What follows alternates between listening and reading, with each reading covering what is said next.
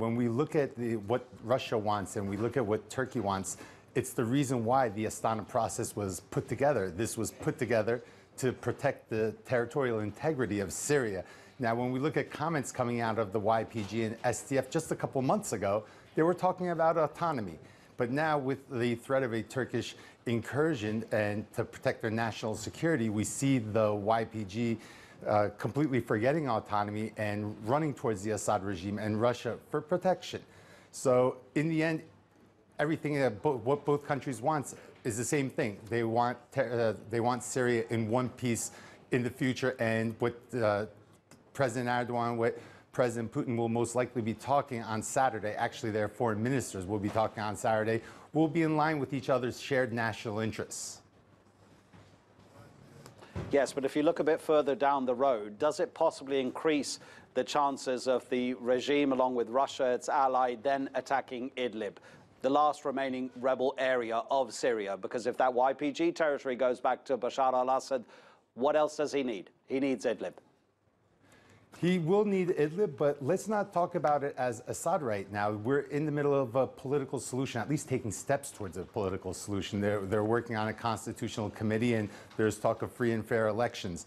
Now, any attack on Idlib or any type of escalation between the regime and Turkey or between Turkey and Russia would completely destabilize the country again, and everything that's been worked on over the last 2 or 3 years will go in the trash. So I think cooler heads will prevail, and they'll try to be a diplomatic solution for what's going to happen east of the Euphrates. President Erdogan likes to move multilaterally. He's already reached a deal with the United States, and I believe that a deal will be reached with Russia, not just for east of the Euphrates, also maintaining the ceasefire in Idlib as well throughout this process. So I can't agree with the critics that this will destabilize. I think it'll bring Russia and Turkey even closer together as they work together with taking steps towards a political solution. Just briefly, Yusuf, what do you make of the significance, or how significant is it, I should say, that the UAE is opening its embassy again in Damascus? I think it's very significant because it's very detrimental to the political solution process. While everything's trying to be figured out, while people are trying to take steps in Astana, in Geneva, for the UAE to reopen their embassy in the middle of this process is trying to legitimize Assad. And right now is not the time to legitimize Assad.